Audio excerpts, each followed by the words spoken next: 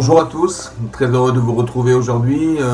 Le sujet qu'on va traiter est quelque chose qu'on rêve tous de réaliser ses rêves. On a tous envie un jour de réaliser sa vie et de réaliser ce qu'on ambitionne, ce qu'on rêve de devenir, de ce qu'on rêve d'obtenir. Et on va essayer de réfléchir aujourd'hui à nos notions de la notion de la pensée positive. C'est-à-dire qu'on va essayer de réfléchir à pouvoir réaliser ce qu'on pense. Alors vous savez, la Gemara dans Brachot explique, parce que c'est important de se référer sur la Torah pour comprendre des phénomènes. En fait, la Gemara d'expliquer que les rêves vont selon l'interprétation qu'on en donne.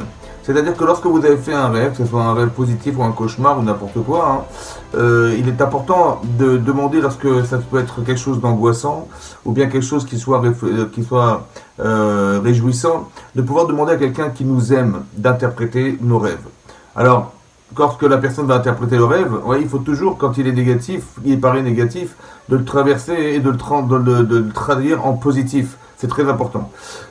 Et c'est pour ça qu'on demande à un ami de nous traduire ces messages, qui sont des messages en fait qui peuvent être des messages divins qui viennent essentiellement un passage de l'inconscient au conscient. Et comment on le sait? Parce qu'on rêve, voilà. Et donc on demande à quelqu'un qui nous aime de l'interpréter de façon positive. Parce qu'on va devoir avoir une vision positive de ce qu'on vit dans sa vie. Qu'est-ce que ça veut dire depuis quand la personne qui va interpréter vos rêves, ils vont se réaliser. Ce sont des rêves prémonitoires qui vont être interprétés et qui vont se réaliser exactement selon l'interprétation qu'on vous donne. Comme ça, la Gemara dit dans Brachot. Et en fait, comment ça se comprend, comment ça s'entend? En fait, il y a toujours deux explications dans un rêve. Il y a toujours une explication qui peut être négative ou positive. Et les deux peuvent malheureusement être vrais pour soi-même. Or, lorsque on refuse d'entendre et d'accepter le rêve de façon négative, alors on ne va pas le vivre parce que ça ne nous parle pas. C'est pas quelque chose qui nous parle, quelque chose qui sort, qui pourrait s'interpréter de façon réelle chez nous, chez soi-même.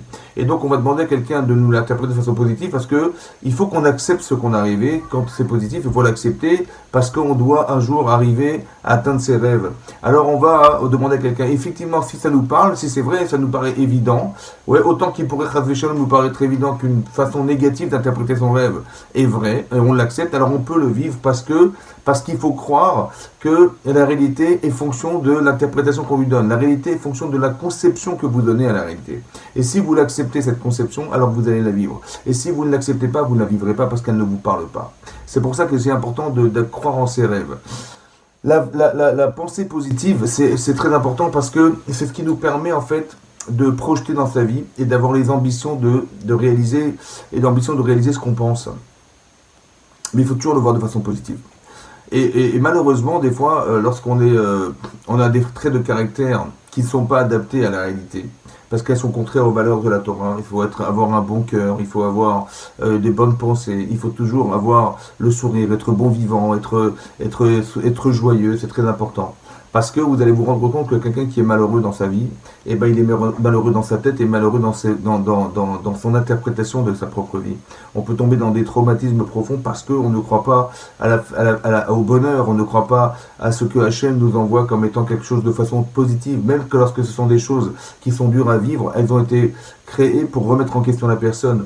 Donc il ne faut pas forcément vivre les choses telles qu'on les vit et telles qu'on les interprète, mais de savoir ce qu'on devient parce qu'on va vivre et qu'on va traverser.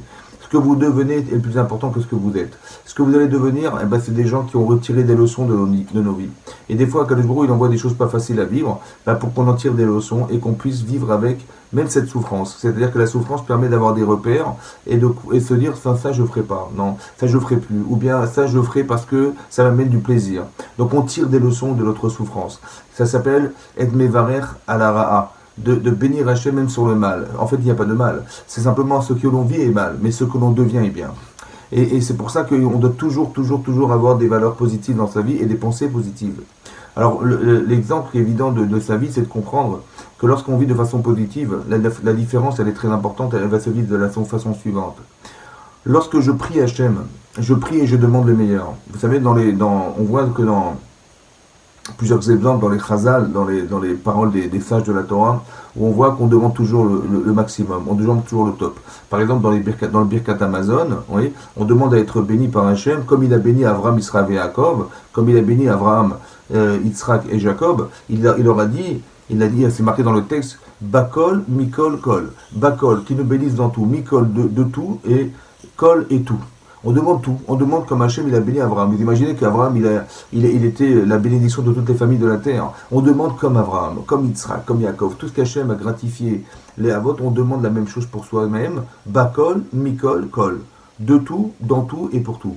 C'est intéressant de voir que des gens aux yeux des Chachamim, on demande tout. C'est marqué dans les Teilim, Achev picha vamaleu.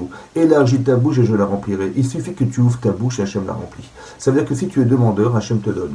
Et on voit bien que même dans les brachot, par exemple, dans le dernier exemple que je vous donne, dans les brachot, des Sheva brachot, vous savez que quand on se marie, on fait 7 brachot à la fin de son mariage, et dans ces brachot, il est marqué notamment qu'on demande à Kadosh Baruch Hu une bracha. Samer te samar, réjouir, tu es réjouiras. Re'im aouvim, ces fameux amoureux qui s'aiment, en fait, qui sont aimés, qui sont le couple, en fait. Kesamechacha yetirecha, quand comme tu as réjoui tes créatures, Began Eden Mikedem, dans le Gan Eden, dans le jardin d'Eden. Et il s'agit de Adam et Chava. Et donc, et qu'est-ce qu'on demande à Hachem aujourd'hui, à l'époque où on vit, quand on bénit, on demande à Hachem de bénir et de se réjouir ce couple, on les réjouit comme la première fois. Vous imaginez, on demande comme la première, mais quand c'est la première fois, c'est sûr qu'on est enthousiaste. La première fois qu'Hachem il a dû se réjouir le Khatan et le Kana qui était Adam et Chava, il a fait de tout son cœur et du plus fort de lui-même, de plus puissant de soi-même. Et bien on demande aujourd'hui comme la première fois. Ça veut dire qu'on apprend d'ici qu'on demande le top. Et il faut demander le top, il faut rêver du meilleur, il faut rêver du maximum. Et Hachem il attend de nous qu'on lui demande le maximum. Et donc c'est ça qu'il faut penser. Il faut penser que tout est pour le bien, que tout ce qu'on demande, ça sera pour le bien et on demande le maximum qu'on peut penser devoir recevoir.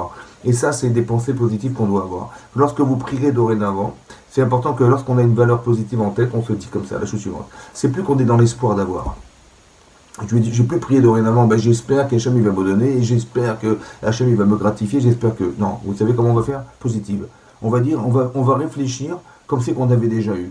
J'ai déjà gagné, merci Hachem. Voilà. Je n'ai rien eu en vérité, mais c'est tellement sûr qu'Hachem va me donner, c'est tellement sûr que je mérite, c'est tellement sûr que je suis positif, et que je veux l'être, et je ne veux pas trahir cette relation avec Hachem. Et Hachem, il est tellement heureux, parce qu'il est notre Père, de nous donner ce qu'on a besoin d'avoir. On ne va pas le réclamer, mais on va le remercier comme si c'était déjà arrivé. On va positiver notre existence, on va dire Hachem, merci de m'avoir donné, alors que je n'ai rien reçu.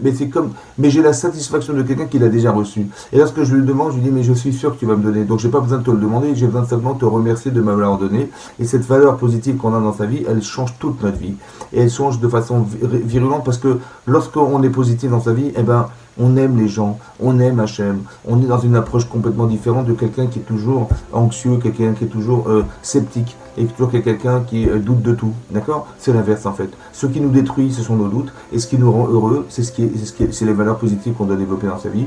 Donc ce que je souhaite, c'est qu'on soit tout le temps dans des valeurs positives, dans des pensées positives, et d'arriver un jour à réaliser ses rêves. Merci de m'avoir écouté. Au revoir.